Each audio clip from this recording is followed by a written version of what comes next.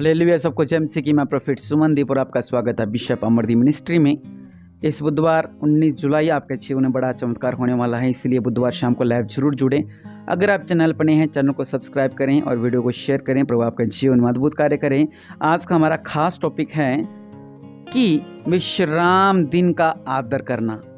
इसके अंदर मैं आपको बहुत सी जरूरी बातें बताऊंगा जो आप अपनी कलीसिया में और अपने मसीह भाइयों को के साथ आप शेयर कर सकते हैं।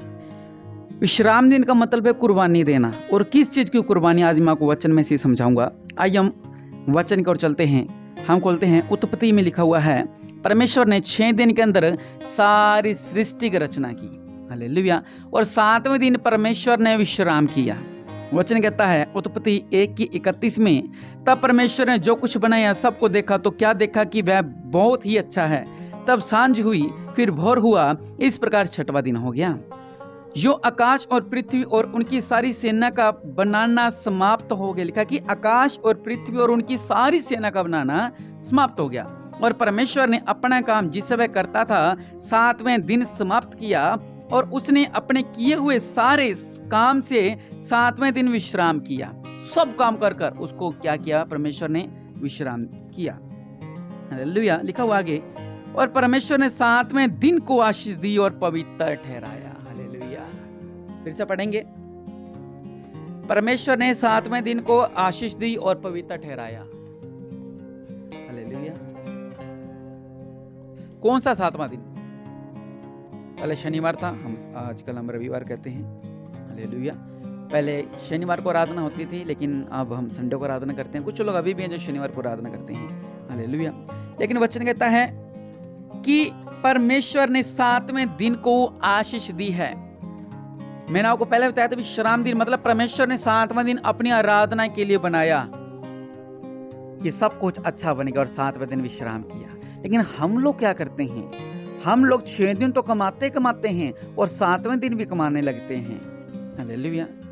जैसे स्वर्ग से मन्ना गिरता था, आपको पता होगा, लेकिन जब मन्ना एक दिन के लिए एक्स्ट्रा इकट्ठा कर लेते थे तो वो बास मारने लग जाता था, मतलब उसमें बदबू आने लगी थी, वो खराब हो जाता था। हम लोग क्या करते हैं? हम लोग जो परमेश्वर ने विश्राम दिन ठहराया है, अपनी आराधना का दिन ठहराया है, हम उस दिन भी कमाने की सोचते हैं कि चलो जी आज के दिन एक दिन और सही, अगले संडे चलेंगे परमेश्वर की आराधना करने के लिए, अगले संडे चलेंगे। आज तो मौसम बहुत खराब है, आज तो बारिश होने वाली है। नहीं, आज नहीं, आज ऐसे करते हैं, आज काम पर ही चले जाते हैं। आज गर्मी बहुत ज्यादा है यहाँ पर, नहीं, आज क्या करते हैं? आज घर में ही लाइव सुन लेते हैं। हालेलुया। अगर हम ये छोटी मोटी किरणों से डरते हैं, सूरज की छोटी मोटी गर्मी से डरते हैं, तो जो नरक की आग है उसमें क्या बनेगा? हालेलुया। इसलिए हम कहते हैं कि हम तो मसीह हैं, हम स्वर्ग जाएंगे, हम मसीह, हम स्वर्ग जाएंगे, मसीह हम स्वर्ग जाएंगे। लेकिन हमें हमारी हरकतों पे तो ध्यान देना है ना, कि हम कर क्या रहे हैं, क्या कर रहे हैं, क्या बीज रहे हैं, क्या कर रहे हैं मसीह जीवन के अंदर, मेरा परिवार क्या कर रहा है। हम ऊपर से कह रहे हैं कि हालेलुया हालेलुया, और अंदर सब कुछ तहस नहस हो रखा है। कौन आपके लिए क्या कर रहा है, कौन आपके लिए क्या प्रार्थना कर रहा है, कौन आपके लिए क्या कर रहा है, ये सब परमेश्वर जानते हैं। हालेलुया। लेकिन बहुत से ऐसे लोग हैं जो मौसम को देखकर परमेश्वर की आराधना में नहीं आते हैं, और बहुत से ऐसे लोग हैं जो कहते नहीं जी मौसम खराब है, आंधी तूफान आने वाले, आराधना पे नहीं जाएंगे। इस संडे बारिश के अंदर हम लोगों ने मिलकर आराधना की, हमारी चर्च के लोगों ने मिलकर आराधना की। हालेलुया। और बहुत से ऐसे लोग थे जो भवन में नहीं आए। किस लिए? ये बारिश है, जी बारिश है, जी बारिश है। अगर हम, यही तो एक मौका होता है बीजने का। हम ऑफरिंग बेचते हैं, हम दशमांश बेचते हैं, वो सही बात है, बीजना चाहिए। लेकिन ये भी एक मौका होता है जी, मैं बारिश में जा रहा हूँ प्रभु की आराधना करने के लिए, जी इतनी तेज गर्मी पड़ रही है, मैं प्रभु जी ये मेरा एक त्याग है, मैं जा रहा हूँ प्रभु जी। आज 39 डिग्री गर्मी है, आज 50 डिग्री गर्मी है, मैं जा रहा हूँ तेरी आराधना करने के लिए, और इतनी गर्मी में मैं आपकी आराधना करूंगा प्रभु जी, आज मेरे जीवन में अद्भुत कार्य करेंगे। ये होता है बीजना। हालेलुया। और हम छोटी मोटी गर्मियों को देखकर डर जाते हैं, फिर रह क्या गया। वचन क्या कहता है कि परमेश्वर ने 7वें दिन को आशीष दी है। पहले दिन को नहीं दी, दूसरे को नहीं दी, तीसरे को नहीं दी, चौथे को नहीं दी। 7वां दिन मतलब परमेश्वर की आराधना का दिन। अगर आप और डिटेल से जानना चाहते हैं, मैं एक वचन पढ़ूंगा, उसमें कूट कूट कर ज्ञान भरा हुआ है। हालेलुया। वचन कहता है यशाया 58:13 में, यदि तू विश्राम दिन को अशुद्ध ना करे। अब देखो जी, अशुद्ध कैसे होता है? अशुद्ध ऐसे होता है जब हम परमेश्वर के भवन में नहीं जाते हैं। हम पार्टी में चले गए, हम घर पे रह गए, हम काम पे चले गए, चलो एक दिन और सही, हम एक दिन और दिहाड़ी पे चले गए, हम पड़ोसी के घर में शादी थी उधर चले गए, हम कहीं और फंक्शन में चले गए, हम कहीं और चले गए, हम कहीं और चले गए, हम कहीं और चले गए। हम लोग क्या करते हैं? विश्राम दिन को अशुद्ध करते हैं। अब ये तो नहीं अपने जूठा पानी घेर दिया और वो विश्राम दिन अशुद्ध हो गया, नहीं। जो परमेश्वर ने दिन ठहराया है, अशुद्ध कैसे होता है? जब हम वहां पर नहीं जाते हैं, परमेश्वर की स्तुति करने, आराधना करने नहीं जाते हैं, तो हम उस दिन को अशुद्ध करते हैं। ये वो दिन है जो परमेश्वर ने ठहराया है। अगर आप हमारे पानी को जूठा कर देता है कि बाहर का आकर ही आपके पानी में से घुट भर ले, आपको गुस्सा नहीं आएगा? आपके वो यार इसने तो मेरा पानी जूठा कर दिया, इसकी हिम्मत कैसे हुई है? परमेश्वर वैसे कहते हैं, जब हम परमेश्वर ने हमें दिन दिया है आराधना के लिए कि मिलकर मेरी आराधना करो, मिलकर मेरी स्तुति करो, और हम उस दिन क्या करते हैं? हम उस दिन को अशुद्ध कर देते हैं। तो आपको लगता है कि जब आप परमेश्वर से मांगोगे परमेश्वर आपकी प्रार्थना को सुनेगा? नहीं। वचन आगे क्या कह रहा है? और कड़वा सा सुने, लिखा हुआ है, अर्थात मेरे उस पवित्र दिन में अपनी इच्छा पूरी करने का यत्न न करें। और आज हम लोग क्या करते हैं? अपनी ही इच्छा पूरी करने का यत्न करते हैं। हम सोचते हैं चलो ऐसा करते हैं, आज गर्मी है, आज बारिश आने वाली है, आज दीदी आने वाली है, आज बुआ आने वाली है, आज लड़के वाले आने वाले हैं, आज रिश्ता देखने वाले आने वाले हैं, आज शादी वाले आने वाले हैं, आज पड़ोसी आने वाले हैं, आज पड़ोसी के घर में शादी होना। मतलब बहुत सी बातें जो आपके जीवन में होती है। हम सोचते हैं बस एक दिन का काम रह गया, एक दिन का काम रह गया, बस ये संडे का काम रह गया, मंडे से कहीं और काम पकड़ लूंगा। अगर संडे को मैंने छुट्टी कर ली तो मंडे को मुझे वो काम नहीं मिलेगा जो मैं चाहता हूँ। लेकिन आप जो कमा रहे हो वो उड़ता जाएगा, ये पवित्र बाइबल कह रही है। आप जितना कमाओगे शेद वाली थाली में रखते रहोगे। आप ये ना सोचें कि मेरी बेटी आराधना करती है, मेरे बेटे आराधना करते हैं, मेरी पत्नी आराधना करती है, तो हाँ थोड़ा बचाव होता है घर का, तो परमेश्वर इतना नहीं करता। लेकिन आपका क्या होगा? आपके तो नंबर माइनस हो गए ना मसीह जीवन के अंदर। इसलिए वचन साफ साफ कह रहा है, अपनी इच्छा पूरी करने का यत्न ना करें। अगर आपका सेठ कहता है मैं तुझे काम से निकाल दूंगा जी, अगर अपन आए तो, जिस तरह शद्रक अमेशक अबेदनगो अपनी जान की कुर्बानी लगा दी थी, क्या बोला उससे? अगर तू हमें आग में भी फेंक दे तेरे आगे नहीं झुकेंगे। तो क्या हुआ था वहां पर उनके बीच में चमत्कार हुआ था, और उसी टाइम परमेश्वर उनके साथ आ गया था। हम सोचते हैं ये काम से निकाल देंगे, ये तो 1 साल का काम है, लेकिन परमेश्वर आपको ऐसे ऐसे काम देगा कि आपके पास रखने की जगह नहीं होगी। जब हम छोटी सी जगह देते हैं शैतान को कि आज हम भवन नहीं जाएंगे, हम छोटी सी जगह देते हैं, वो शैतान हमारे अंदर बीज बो लेता है। हम कहते हैं अगले संडे जाएंगे, अगले संडे जाएंगे, अगले संडे जाएंगे, और रविवार सुबह हमारा मन बदल जाता, नहीं आज हम चर्च नहीं जाएंगे, आज घर में लड़ाई झगड़ा हो गया, आज हम चर्च नहीं जाएंगे, आज बेटे ने कुछ बोल दिया, आज बेटी ने कुछ बोल दिया, आज परिवार के लोगों ने कुछ बोल दिया, आज सेठ का फोन आ गया, हम चर्च नहीं जाएंगे। वचन साफ साफ कहता है कि मेरे उस पवित्र दिन में अपनी इच्छा पूरी करने का यत्न न करें, और विश्राम दिन को आनंद का दिन और यहोवा का पवित्र किया हुआ दिन समझकर माने। हालेलुया। और ये तो प्यार और गहरा होता जा रहा है मसीह का। हालेलुया। वचन कह रहा है यहाँ पर विश्राम दिन को आनंद का दिन समझे। और कुछ लोग रोंदली की तरह आते हैं, मैंने देखा बहुत लोगों को, चलो भवन चलते हैं, चंगाई मिलेगी तो ठीक है, नहीं तो ना सी, चलो भवन चलते हैं, मम्मी ने बोला भवन जाना है, चलो भवन चलते हैं, अगर पास्टर जी ने कहा भी आप लोग भवन नहीं आते हो इसलिए भवन चलते हैं, ओहो मेरी तो लीडरशिप है मुझे तो भवन जाना पड़ेगा। नहीं, रोक कर आने का कोई फायदा नहीं है।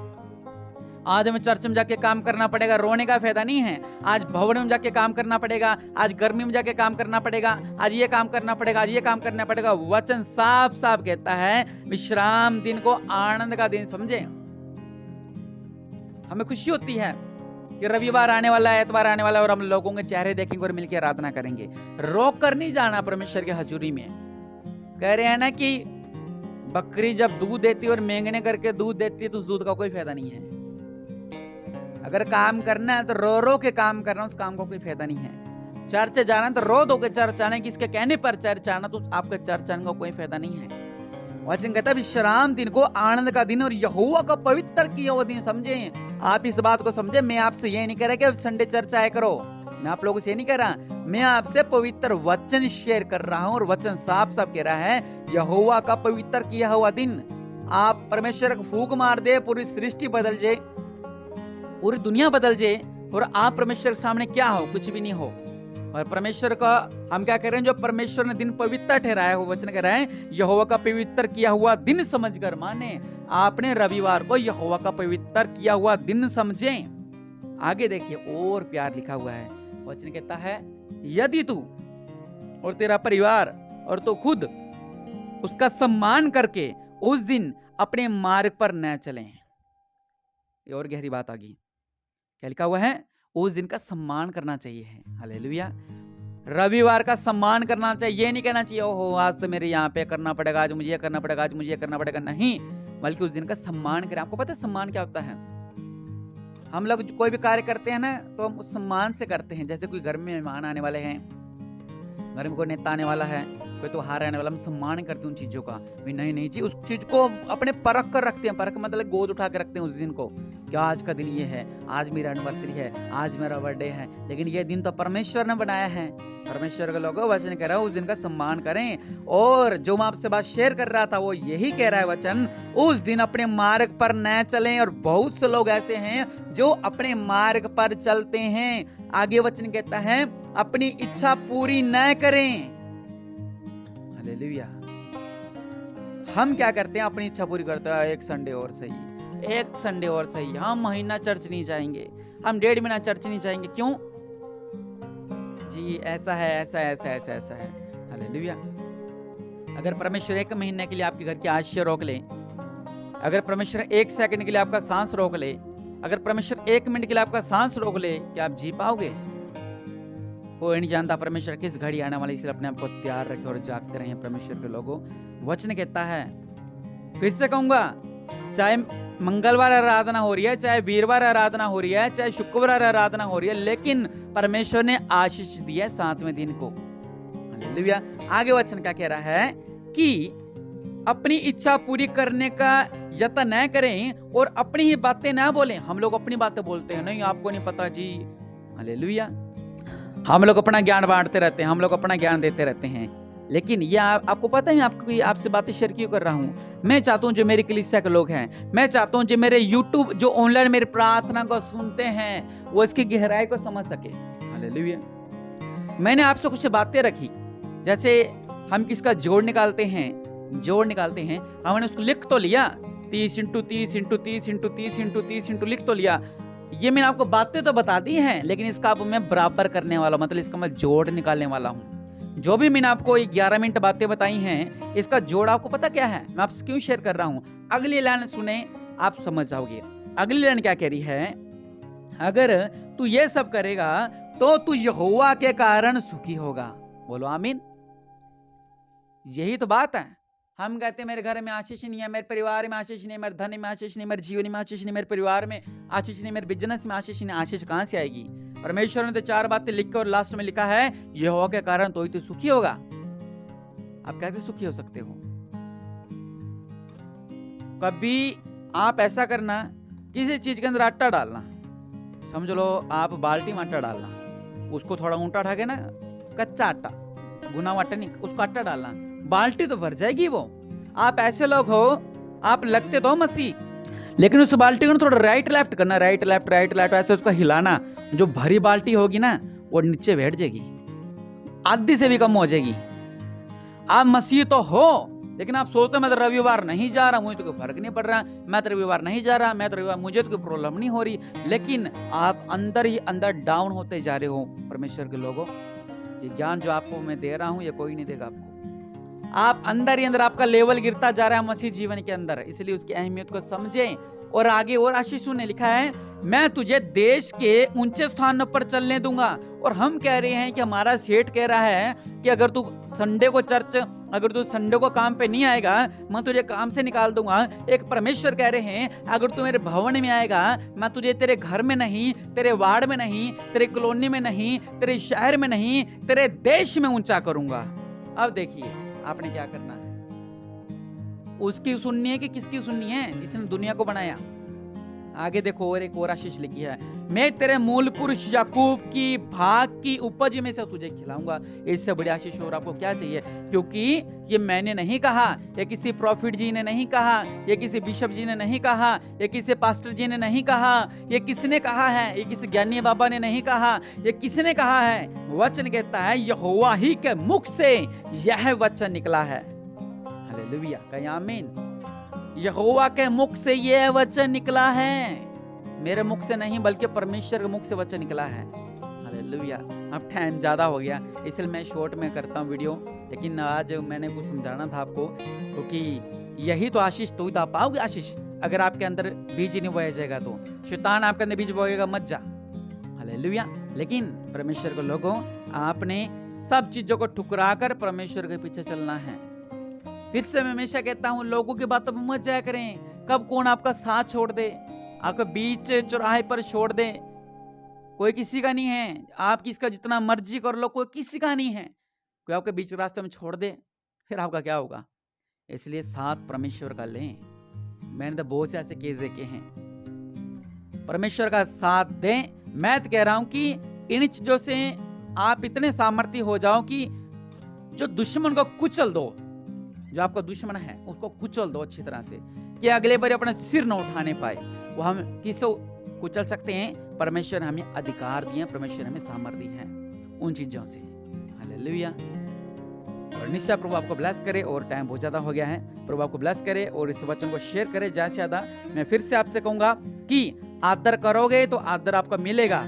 आप एक दिन के पीछे अपने 6 दिन खराब मत करो। आप 7वें दिन परमेश्वर को नहीं दे रहे, 6 दिन की कमाई आपकी उठती जा रही है। आपका जो पैसा जमा हो रहा है वो ऐसा है, बाल्टी की तरह है, जब उसको हिलाओगे वो चूरा चूर हो जाएगा, पैसा गायब हो जाएगा आपके घर से, बीमारी में लगता रहेगा। इसलिए आप परमेश्वर के भवन में आया करें ताकि प्रभु आपको ब्लेस करें। इसलिए इस प्रार्थना के बाद अपने आंखों को बंद करें और जरूर प्रार्थना करें कि प्रभु जी, मुझसे कोई भी गलती गुनाह हुए थे तो मुझे माफ करो, मेरे जीवन में अद्भुत कार्य होने पाए प्रभु। चलो मैं आपके लिए प्रार्थना करता हूँ। मेरे पिता परमेश्वर, प्रभु जी, जो भी आपका घुटने टेक के कह रहा है कि प्रभु मैंने आपके विश्राम दिन का आदर नहीं किया था मेरे पिता, लेकिन मैं प्रभु जी आपके भवन में आऊंगा मेरे पिता। हमें यही आशीष चाहिए कि हम सुखी रहें मेरे प्रभु जी। हमें यही आशीष चाहिए कि आप हमारा नाम ऊंचा होने पाए, हमारे परिवार का नाम ऊंचा होने पाए। हमें यही आशीष चाहिए कि हम जो भी बीजे उसमें हम फलवंत होने पाए मेरे पिता। हमें यही आशीष चाहिए जो आपके मुख से निकली है मेरे पिता। और हमें ब्लेस कर मेरे पिता, मेरे परिवार पे दया कर, हम सब पे दया कर मेरे पिता। हम आपके भवन आए, आपकी आराधना करें और परमेश्वर आपका जीवन में अद्भुत कार्य करे और आप आशीष को पाए प्रभु यीशु मसीह के नाम से, आमीन।